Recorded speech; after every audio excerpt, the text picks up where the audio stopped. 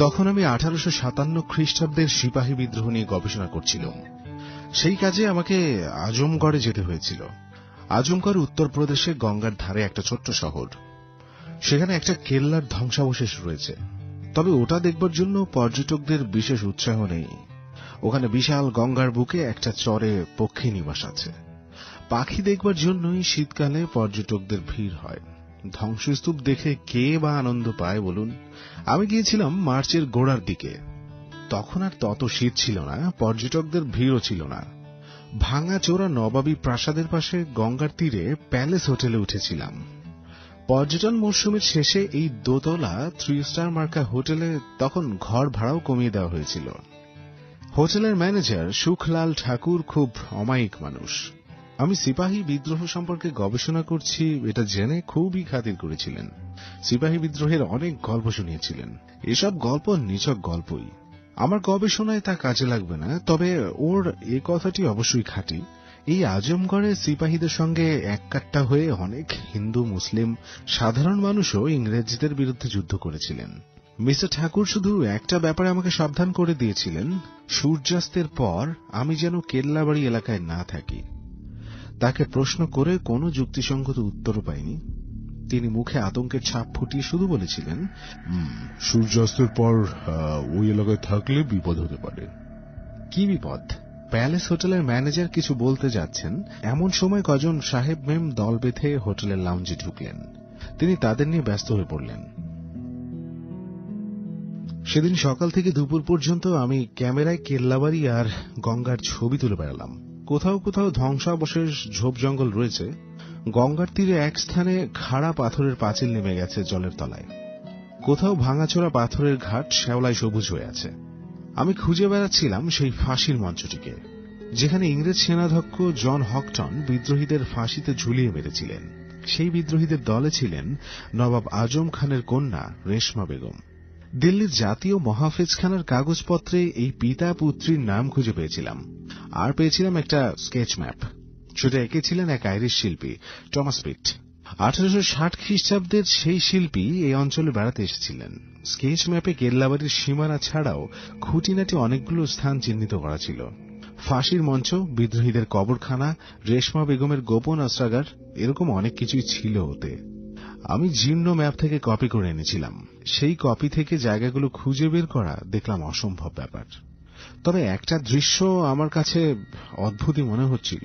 যেদিকে তাকাই সেদিকেই ধ্বংসস্তূপগুলিতে শুধু লাল রঙের ফুলের সমারোহ চোখে পড়ে। আমি প্রকৃতিপ্রেমিক নই, ইতিহাসের একজন গবেষক মাত্র। জীবনে কত ঐতিহাসিক স্থানে আমাকে যেতে হয়েছে, কিন্তু কোথাও এমন উজ্জ্বল লাল রঙের ফুল চোখে পড়েনি। নানা আকৃতির এইসব ফুলের দিকে তাকিয়ে মনে হচ্ছিল, ওগুলো কি ফুল না চাপ চাপ রক্ত? এখানে কি অন্য রঙের ফুল ফোটে না? অবশ্য এখন বসন্তকাল, ফুল ফোটে, পাখিরা গান করে, কিন্তু এখানে পাখিরা কেন চুপ করে আছে? পাখির কথা ভাবতেই গঙ্গার ধারে পক্ষী নিবাসের কথা মনে পড়ল। তখন ধরে নিলাম এলাকার সব পাখি সেখানে গিয়ে জুটেছে। কোথায় সেই চর তা জেনে আসেনি। গঙ্গা এখানে প্রশস্ত, উত্তাল বাতাসে বড় বড় ঢেউ উঠে কেল্লার পাথরের পাঁচিলে অদ্ভুত শব্দ করছে। চোখ বন্ধ করলে মনে হচ্ছে হাজার হাজার মানুষের কোলাহল। ওপারে দূরে ঘন নীল পাহাড়গুলি দেখা যাচ্ছে। কয়েকটি জেলে নৌকাও ভেসে বেড়াচ্ছে। অন্যমনস্কভাবে গঙ্গার ধারে জীর্ণ শ্যাওলা ধরা ঘাটের মাথায় একটা গাছের ছায়ায় দাঁড়িয়েছিলাম। এই সময় আমার ডান দিকে ধ্বংসস্তূপের ভেতর থেকে একজন ফকির বেরিয়ে এলেন। ফকিরের মাথায় জটা, মুখে লম্বা দাড়ি, পরনে পা পর্যন্ত লম্বা কালো আলখাল্লা, গলায় মোটা মোটা রং বেরঙের পাথরের মালা। তার এক হাতে প্রকাণ্ড চিমটে, চিমটেটার গোড়া রূপো আর তামার তারে বাঁধানো। ফকির ঘাটের কাছে এসে আমার দিকে চোখ কটমট করে তাকিয়ে বললেন, কৌন হ্যায় তুম? আমি যথাসাধ্য হিন্দিতে নিজের পরিচয়টা দেওয়ার চেষ্টা করলাম। তারপর বললাম, রেশমা বেগমের ফাঁসির জায়গা আর কবর কোথায় তাকে আপনি জানেন? দেখিয়ে দিলে আপনাকে কিছু বকশিশ দেব। ফকির কিন্তু চটে গেলেন। তিনি ক্রুদ্ধ স্বরে বললেন, কে চায় তোমার বকশিশ? শিগগির এখান থেকে চলে যাও, না গেলে তোমার বিপদ। তাকে বোঝানোর চেষ্টা করলাম আমি সিপাহী বিদ্রোহের প্রকৃত ইতিহাস লিখতে চাই, কিন্তু ফকির আমাকে পাত্তা দিলেন না। মস্ত বড় চিমটেটা তুলে তেড়ে এলেন। চিমটের ডগা সূক্ষ্ম এবং ধারালো। বেগতিক দেখে আমি সরে এলাম। একটু পরে দূর থেকে দেখলাম ফকির আলখাল্লা খুলে রেখে জলে ঝাঁপিয়ে পড়লেন। জল ওখানে খুব গভীর। ফকির সেই জলে সাঁতার কাটছেন দেখে অবাক লাগলো। একটা ঝোপের আড়ালে দাঁড়িয়ে তাকে লক্ষ্য করছিলাম। কিছুক্ষণ পরে ফকির জল থেকে উঠে ভিজে গায়ে কালো আলখাল্লা পরে নিয়ে চিমটে সহ এগিয়ে গেলেন। তারপর ধ্বংসস্তূপের আড়ালে অদৃশ্য হয়ে গেলেন। ব্যাপারটা অদ্ভুত লাগলো। ওকে অনুসরণের সাহস হলো না, শুধু জায়গাটা চিনে রাখলাম। তারপর প্যালেস হোটেলে ফিরে আসলাম। স্নান করার পর নিচের ডাইনিং হলে খেতে গেলাম। ডাইনিং হলে ছড়িয়ে ছিটিয়ে বসে লাঞ্চ খাচ্ছিলেন জনাচারেক বোর্ডার। ম্যানেজারের কাছে শুনেছিলাম তারা নানান জায়গা থেকে এসেছেন এবং বিত্তবান ব্যবসায়ী। সাহেব মেমদের দলটি তখনও বাইরে থেকে ফেরেনি। পরিচালক আসলাম খান আমাকে সেলাম দিয়ে খাদ্য পরিবেশন করল। সেই সুযোগে তাকে কেল্লাবাড়ির সেই ফকিরের কথা বললাম। আসলাম খান একটু হেসে বলল, ও তো পাগলা বাবা স্যার, ওখানে পীরের দরগা আছে, সেখানেই থাকে। একেবারে পাগল। খিদে পেলে তখন কিন্তু বেরিয়ে আসে। শহরের রাস্তায় বসে সাপ দেয়, তাকে কেউ খেতে না দিলে তার বিপদ হবে। আবার খেতে দিলেও সাপ সাপান্ত করে একেবারে অস্থির। ওকে কখনো ভয় করবেন না, শুধু বলবেন সঙ্গে পিস্তল আছে, গুলি করে মারবো তোমাকে। দেখবেন তখন কিভাবে দৌড়ে পালায়, একেবারে শেয়ালের মতো কেল্লাবাড়ির জঙ্গলে লুকিয়ে যাবে। আসলামের কাছে এই কথা শুনে আশ্বস্ত হয়েছিলাম। তাই খাওয়ার পর ঘণ্টাখানেক বিশ্রাম করে আবার কেল্লাবাড়িতে গেলাম। ফকির যেখানে ধ্বংসস্তূপের ফাঁকে উধাও হয়েছিলেন সেখানে গিয়ে সংকীর্ণ একফালি পায়ে চলা পথ খুঁজে পেলাম। দুধারে ঝোপঝাড় আর পাথর। আঁকাবাঁকা গোলক ধাঁধার মতো পথে হাঁটতে হাঁটতে একসময় থমকে দাঁড়ালাম। সামনে একটা কাঠের বেড়া। বেড়াতে একটা ফলক কাটা আছে, তাতে ইংরেজিতে লেখা নিষিদ্ধ এলাকা। তার নিচে একটা মরার খুলি এবং খুলির তলায় আড়াআড়ি ভাবে দুটো হাড় আঁকা। এই চিহ্নের অর্থ সাংঘাতিক। নিষেধাজ্ঞার তলায় ছোট অক্ষরে লেখা আছে কেন্দ্রীয় পুরাতত্ত্ব বিভাগ, ভারত সরকার। বুঝতে পারছিলাম না কেন সরকারি পুরাতত্ত্ব বিভাগ এই বিপদ জ্ঞাপক নিষেধাজ্ঞা জারি করে রেখেছেন। বেড়ার ফাঁকে পা দিয়ে উঠে উকি মেরে ওদিকটা দেখতে গেলাম। খানিকটা ফাঁকা জমির পর নিচে গঙ্গার বুকে বালির চড়া। চড়াটা বহুদূর অবধি বিস্তৃত। বিকেলের রোদে চড়ার শেষ প্রান্তে কাঁটাতারের বেড়া চোখে পড়ল। এবার বুঝতে পারলাম ওই চড়ায় চোরাবালি আছে, তাই এই সতর্কতা। কাঠের বেড়া থেকে নেমে যে পথে এসেছি সেই পথে ফিরতে লাগলাম। একটু পরে দেখি ডান দিকে একটা সংকীর্ণ রাস্তা চড়াইয়ে উঠে গেছে। রাস্তাটা লাল ধুলোয় ভরা। এটা কেন চোখে পড়েনি তখন? আসলে লাল রাস্তাটা ঝোপের আড়ালে থাকায় লক্ষ্য করিনি। তাছাড়া একটা প্রকাণ্ড চৌকো কালো পাথর রাস্তাটাকে আড়াল করেছিল। পাথরটাতে নকশার মতো আঁকা লিপি দেখে বুঝলাম আরবি হরফে কিছু লেখা রয়েছে। তখনই ক্যামেরায় কালো পাথরটার কয়েকটা ছবি তুললাম। তারপর পাথরের এক পাশ দিয়ে এগিয়ে লাল রাস্তায় পৌঁছালাম। কিন্তু সংকীর্ণ রাস্তাটার লাল ধুলোয় জুতো প্রায় ডুবে যাচ্ছিল। প্যান্ট একটু গুটিয়ে নিতে হলো। সাবধানে পা ফেলে একটুখানি এগিয়েছি, হঠাৎ চমকে উঠলাম। আমার প্রায় ফুট 6 দূরে চোখের সামনে এইমাত্র কার জুতোর ছাপ ফুটে উঠছে। প্রথমে ভাবলাম চোখের ভুল, কিন্তু আশ্চর্য ঘটনা, আমি আবার পা ফেলে এগোতেই আমার সামনে একই দূরত্বে বারবার আগে পিছে জুতোর ছাপ ফুটে উঠছে। বুকের ভেতরটা ঠান্ডা হিম হয়ে গেল। কোন এক অশরীরই আমার সামনে হেঁটে চলেছে, এতে কোনো ভুল নেই। তার জুতোর ছাপগুলি আমার জুতোর ছাপের তুলনায় ছোট, কিন্তু কে সে? চোখের ভুল কিনা জানার জন্য দুঃসাহসী হয়ে আবার কয়েক পা এগিয়ে গেলাম। আবার আমার সামনে একই দূরত্বে সেই অশরীরের জুতোর ছাপ স্পষ্ট হয়ে ফুটে উঠল। এবার আমার সাহস উবে গেল। শেষবেলার রোদে এই অবিশ্বাস্য ঘটনা দেখে আমার বোধ বুদ্ধি গুলিয়ে গেল। আমি দ্রুত পিছু ফিরে লাল ধুলোয় টলতে টলতে কালো পাথরটার পাশ দিয়ে বেরিয়ে গেলাম। তারপর বিভ্রান্তভাবে ধ্বংসস্তূপের ভেতর দিয়ে দৌড়তে থাকলাম। একটু পরে গঙ্গার ধারে খোলা জায়গায় পৌঁছে পিছু ফিরে দেখে নিলাম কেউ আমাকে অনুসরণ করছে কি না। এরপর কি করে যে হোটেলে ফিরেছিলাম মনে পড়ে না। জীবনে বহু ঐতিহাসিক ধ্বংসস্তূপ এবং দুর্গম স্থানে গেছি, কিন্তু এমন অদ্ভুত ঘটনা কোথাও ঘটতে দেখিনি। হোটেলের লাউঞ্জে বসে ইশারায় একজন ওয়েটারকে ডেকে কফি আনতে বললাম। সে কফি এনে দিল। কফি খেতে খেতে ঘটনাটা ঠান্ডা মাথায় বুঝবার চেষ্টা করছিলাম। এমন সময় দেখি লাউঞ্জের অন্য প্রান্তে একজন ভদ্রলোক দাঁড়িয়ে আছেন। পরনে জিন্স এবং টি শার্ট, মুখে গোঁফ, বেশ বলিষ্ঠ গড়ন, গায়ের রং শ্যামবর্ণ হয়েও নয়। ভদ্রলোকের মুখে যেন একটা বিরক্তির ছাপ এবং চোখ দুটো কুতকুতে। এরকম চেহারার মানুষ দেখলে অস্বস্তি লাগে। ভদ্রলোক সম্ভবত প্যালেস হোটেলের লাউঞ্জে এসে কারোর জন্য অপেক্ষা করছিলেন। তাকে না পেয়ে হয়তো বিরক্ত এবং অধৈর্য হয়ে উঠেছেন। আমার চোখে চোখ পড়লে তিনি এগিয়ে এলেন। তারপর বাংলায় বলে উঠলেন, আপনি কি বাঙালি? আমি বললাম, হ্যাঁ। ভদ্রলোক অমায়িক হেসে আমার মুখোমুখি হয়ে বসলেন। বললেন, মশাই, বাঙালির চেহারা দেখলেই চেনা যায়। আমার ঠাকুরদা ওকালতি করতে আজম করে এসেছিলেন, তারপর আর দেশে ফেরেননি। বাবাও ওকালতি করতেন। আমি কিন্তু ব্যবসা করি। আমার নাম অশোক রায়। আপনার পরিচয় পেলে বেশ খুশি হব। অশোকবাবুকে প্রথমে দেখে যা ভেবেছিলাম তার অমায়িক হাবভাব এবং কথাবার্তা শুনে সেই ধারণা কেটে গেল। আমার পরিচয় পেয়ে তিনি খুব উৎসাহিত হয়ে উঠলেন। বললেন, কিল্লাবাড়ির ধ্বংসস্তূপের মধ্যে কোথায় কি ছিল তা আমার নখদর্পণে। আমার ছেলেবেলায় সবকিছু ধ্বংস হয়ে যায়নি। ওয়েটারকে আবার ডেকে ওর জন্য কফি আনতে বললাম। তারপর অশোকবাবু আজমগড়ের পুরনো ঐতিহাসিক কাহিনী বলতে শুরু করলেন। ম্যানেজারের কাছে এসব গল্প শুনেছি। ওয়েটার কফি দিয়ে গিয়েছিল। কফি খেতে খেতে অশোকবাবু বললেন, আজ বিকেলে কলকাতা থেকে আমার এক ব্যবসায়ী বন্ধুর আসার কথা, তার জন্য অপেক্ষা করছি। 6টা বেজে গেল, সে এলো না। কাজেই ধরে নিচ্ছি আর সে আসবে না। না আসুক, আপনার সঙ্গে আলাপ হয়ে কি যে আনন্দ পেলাম সেটা বোঝাতে পারবো না। তা আপনি হোটেলে থাকবেন কেন? এক গাদা টাকা খরচ। বরং আমার অতিথি হন আপনি।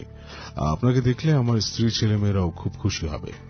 এত অন্তরঙ্গতার পর বিকেলে কেল্লাবাড়ির ভেতর সংকীর্ণ লাল রাস্তায় যে অবিশ্বাস্য ঘটনা ঘটতে দেখেছি তা অশোকবাবুকে না বলে থাকতে পারলাম না। অশোকবাবু ঘটনাটা হেসে উড়িয়ে দিলেন। বললেন, আপনি ঐতিহাসিক পণ্ডিত, ইতিহাসের ভেতর ডুবে থাকেন। বাস্তব জগতে ভুলভাল দেখা আপনার পক্ষে স্বাভাবিক। দেখুন মশাই, আমি কত রাত দুপুরে ওই এলাকায় ঘুরে বেরিয়েছি, কখনো কিছু দেখিনি। হ্যাঁ, ওখানে এক পাগলা ফকির থাকে। আমাকে দেখলেই সে লেজ তুলে পালিয়ে যায়। তাকে নিশ্চয়ই দেখতে পেয়েছেন? আমি বললাম, হ্যাঁ, দুপুরে ফকিরকে গঙ্গায় স্নান করতে দেখেছি। আমাকে সে ভয় দেখাচ্ছিল। অশোকবাবু হেসে উঠলেন। বললেন, পরশু দোল পূর্ণিমা গেছে, আজ কিছুক্ষণ পরে চাঁদ উঠবে। কোনো ভয়ের কারণ নেই। আমার সঙ্গে কেল্লাবাড়িতে চলুন, দেখবেন যে কোনো অলৌকিক ব্যাপার ঘটছে না। আর পাগলা ফকিরের ডেরাতেও আপনাকে নিয়ে যাব, দেখবেন যে আপনাকে দেখে বেটা ছেলে কি করে। এতক্ষণে সাহেব ম্যামদের দলটি এসে পড়ল। অন্যান্য বোর্ডাররাও ততক্ষণে এসে গেছে। কেউ লাউঞ্জে, কেউ ডাইনিং হলে ঢুকে কফি খাচ্ছে। অশোকবাবু বললেন, চলুন, জ্যোৎস্না রাতে ওই আজমগড়ের গঙ্গার ধারে বসে গল্প করা যাবে। তারপর সে লাল রাস্তায় যাব। আমার কাছে টর্চ আছে, আপনাকে আমি রেশমা বেগমের কবর দেখিয়ে দেব। উঠে পড়ুন।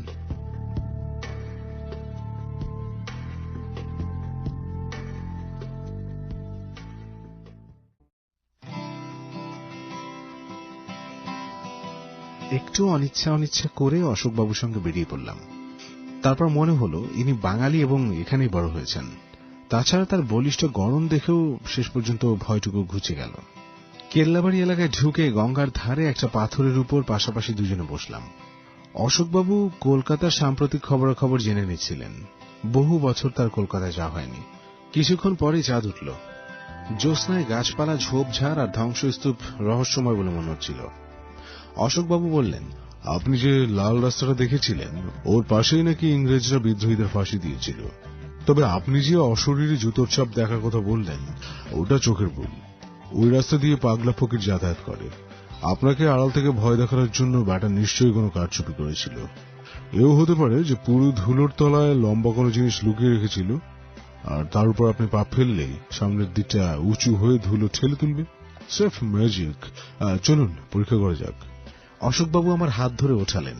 একটু দ্বিধার সঙ্গে বললাম, কিন্তু আমি সত্যি জুতোর ছাপ দেখেছিলাম। আরে মশাই, আমি তো সঙ্গে আছি, আসুন না।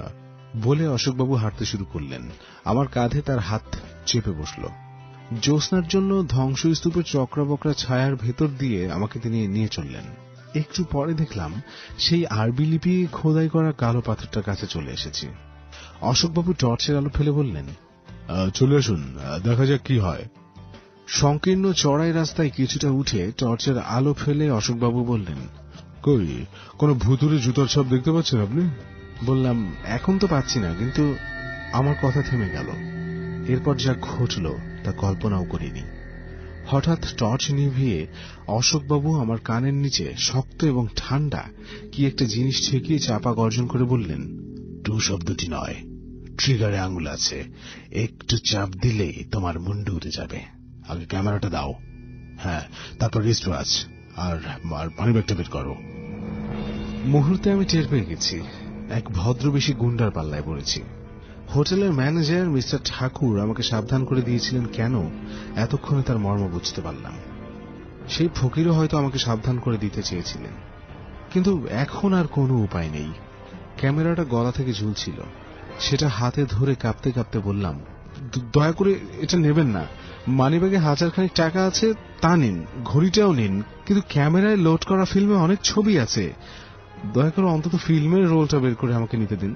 অশোকবাবু রূপী দুর্বৃত্ত আগ্নেয়াস্ত্রের নল আমার কানের নিচে আরো চেপে হিস হিস করে বলে উঠল, চুপ, শিখের, আর একটা কথা বললে তোমার লাশ পড়বে, আর সেই লাশের কথা কেউ জানতেও পারবে না, কারণ তোমার লাশ আমি চোরাবালিতে ফেলে দিয়ে আসবো। চোরাবালিতে তোমার মতো কত লাশ আমি ফেলেছি, সব তলিয়ে গেছে। বলেই সে ধমক দিল, আবে জলদি কর।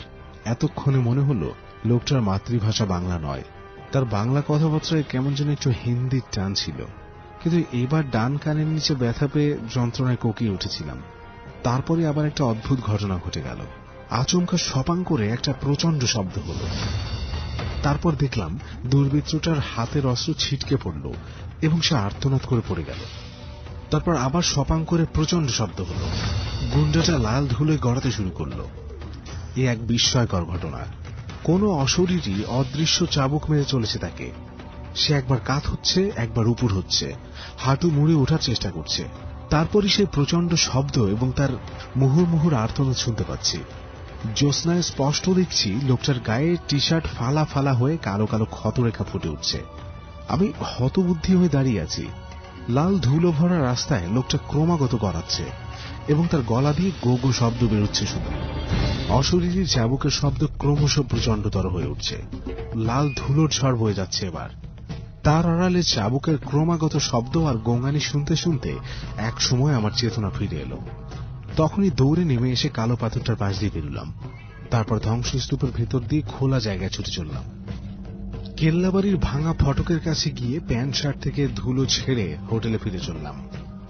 না, কাউকে সব অবিশ্বাস্য ঘটনার কথা বলা উচিত হবে না। রাতে ডিনার খাইনি। ম্যানেজার খবর নিতে এসেছিলেন আমার রুমে। বলেছিলাম যে ঘুরে ঘুরে খুব ক্লান্ত, খিদে নেই। সারা রাত যতবার ঘুম এসেছে চমকে উঠেছি। আবার বুঝি কোনো অদ্ভুত ঘটনা ঘটবে। ভোর 6টায় আসলাম খান বেডটি আনলো। তারপর গম্ভীর মুখে বলল, খবর আছে স্যার, সুখবর। তাই বলা উচিত মনে হলো। বললাম, কি সুখবর আসলাম?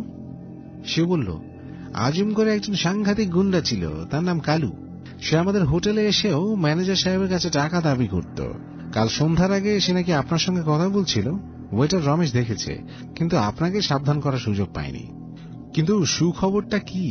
ওই কাল্লু গুন্ডাকে কে বা কারা রাত্রে মেরে কেল্লাবাড়ির ভেতরে লাশ ফেলে এসেছে। পাগলা ফকির খুব ভোরে সেই লাশ দেখে থানায় খবর দিয়েছিল। আশ্চর্য ঘটনা স্যার, তার পিস্তল আর টর্চটা একেবারে সেখানেই পড়েছিল। আচ্ছা আসলাম, কাল্লু কি বাঙালি ছিল? না স্যার, তবে সে উর্দু, হিন্দি, ইংরেজি, বাংলা সব ভাষাতেই কথা বলতে পারত। কলকাতাতে নাকি তার ছোটবেলা কেটেছে, স্কুলেও পড়েছিল, তাই বাংলাও বলতে পারত। আজমগড়ে বাঙালি আছে, তারা তো কাল্লুকে বাঙালি বলেই মনে করত। কাল্লু কখন কোন রূপ ধরত চেনা কঠিন হতো। কাল্লুর লাশ কি পুলিশ নিয়ে গেছে? শুনলাম যে একটু আগে মর্গে নিয়ে গেছে। কাল্লু সারা শরীর নাকি রক্তে লাল। ব্রেকফাস্টের পর 9:30টায় আমি এবার সাহস করে কেল্লাবাড়িতে গেলাম। আমার মনে হচ্ছিল কাল বিকেলে যে অশরীরী জুতোর ছাপ আমার সামনে রাঙা ধুলে ফুটে উঠতে দেখেছি, সেই ছদ্মবেশী অশোক রায় নামী দুর্বৃত্ত কাল্লুর হাত থেকে আমাকে বাঁচিয়েছে। মনে মনে তার উদ্দেশ্যে কৃতজ্ঞতা জানালাম। এবার নির্ভয়ে সেই কালো পাথরের পাশ দিয়ে সংকীর্ণ লাল ধুলো ভরা রাস্তায় পৌঁছালাম। চড়াই রাস্তা দিয়ে হেঁটে যাওয়ার সময় আর সেই জুতোর ছাপ সামনে ফুটে উঠল না। কিছুটা যাওয়ার পর রাস্তাটা ঢালু হয়ে নেমে গেছে। নিচে নেমেই ঘন গাছপালার ভেতর সার সার কয়েকটা কবর দেখলাম। তারপর লাল পাথরের একটা কবর দেখে এগিয়ে গেলাম। সেই কবরের শিওরে একটা রক্তকরবীর গাছ, কবরে লাল ফুল ধরে রয়েছে। আমি বহুকাল আরবি লিপির ফলক দেখে দেখে লিপি বিষয়ে সামান্য জ্ঞান অর্জন করেছিলাম। আরবিতে 3টি হরফ চেনা মাত্র বুঝতে পারলাম এটাই সেই সিপাহী বিদ্রোহের নেত্রী শাহজাদি রেশমা বেগমের কবর, যার ডাকে হাজার হাজার হিন্দু মুসলিম ইংরেজদের বিরুদ্ধে লড়াই করেছিল। হঠাৎ আমার মাথায় কথাটা এসে গেল, তাহলে কি রেশমা বেগমের অতৃপ্ত আত্মাই আমাকে কাল বিকেলে পথ দেখিয়ে তার কবরের কাছে আনতে চেষ্টা করেছিল? সেই রেশমা বেগমের আত্মাই কি কাল্লুকে চাবুক মেরে রক্তাক্ত করেছিল? শ্রদ্ধায় আমার মাথা নুয়ে পড়ল। পাশের একটা লাল ফুলের গুচ্ছ ডাল থেকে ভেঙে বিদ্রোহিনীর কবরে রেখে মাথা টেকালাম। সেই মুহূর্তে স্নিগ্ধ একটা হাওয়া ভেসে এলো। সেই হাওয়ায় যেন পুরনো ইতিহাসের সুঘ্রাণ টের পেলাম। মনে মনে বললাম, প্রথম স্বাধীনতার যুদ্ধের নায়িকা বীরাঙ্গনা তুমি, তোমার জীবন কাহিনী আমাকে লিখতেই হবে। এই সময় পাগলা ফকির এসে গেল। অট্টহাসি হেসে সে বলল, बाबूजी, आपके ऊपर रेशमा बेटी बहुत खुश है, तो अब आप तुरंत ही ऐसे चले जाइए। रेशमा बेटी को अकेला रहने दीजिए। बेटी जिंदगी में बहुत दुख पाई, बहुत दुख से मर गई बेटिया। তখনই নিঝুম কবরখানা থেকে চলে এলাম। ইতিহাসে এইসব আশ্চর্য ঘটনা লেখা যাবে না, সেগুলো আমার ব্যক্তিগত জীবনেই থেকে যাক। হ্যাঁ, সেই অদ্ভুত ঘটনা এতদিন কাউকে বলিনি। এখন আমি বৃদ্ধ, মৃত্যুর আগে ঘটনাগুলো লিখে যাওয়া উচিত মনে করেই লিখে ফেললাম। এর সত্য মিথ্যা নিয়ে প্রশ্ন তুললে আমি নিরুত্তর থাকব।